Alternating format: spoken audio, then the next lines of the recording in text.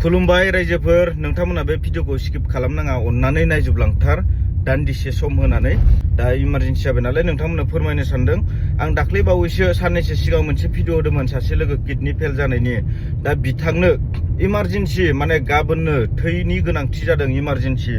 दा बेनिखायनो सोरबाफोर होनो गोसो गुदुं दंबा अन्नानै कन्टेक्ट खालामहर आरो जायफोर गुवाहाटियाव दङब्ला साबसिन जागोन मानो होनब्ला थैखौ गुवाहाटियावसो लायनाय जागोन नालाय सोरबाफोर गुवाहाटिनि सुबुंफोरा नुदोंब्ला अन्नानै हेफाजाब होदों बर'जों बर' आरो बिथांनि जिउनि बागैबो एसे सानहर नोंथांमोना आरो बे भिडिअखौ जिमान हायो शेयार खालाम अन्नानै नायनानैल' थानाङा नोंथांमोननि मोनसे शेयारानो सासे सुबुंनो थै होनायखौ हेफाजाब होनो हागौ बेनिखायनो जिमान हायो शेयार खालाम नोंथांमोना शेयार खालामालासिनो दाथा अन्नानै सासे सुबुंनि जिउखौबो एसे सानहरदो नोंथांमोना गुवाहाटियाव मोनोब्ला साबसिन माने खाथियावनो जाहैगोन नालाय बेनिखायनो जिमान हायो शेयार खालाम गुवाहाटिनि बर' सुबुंफोरा जाहाथे नुहैयो बेखौनो आसा थाबाय मिजिं खालामबाय नोंथांमोना शेयार खालामगोन आरो थै होनायाव मदद हरगोन होननानै बे भिडिअआ जाहाथे ओरैनो बेकार थाङा रायजोफोर अन्नानै गासिबो एसे बुजिलायदो खैफोदा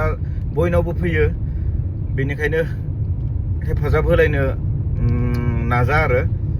दे गोजोन्थों।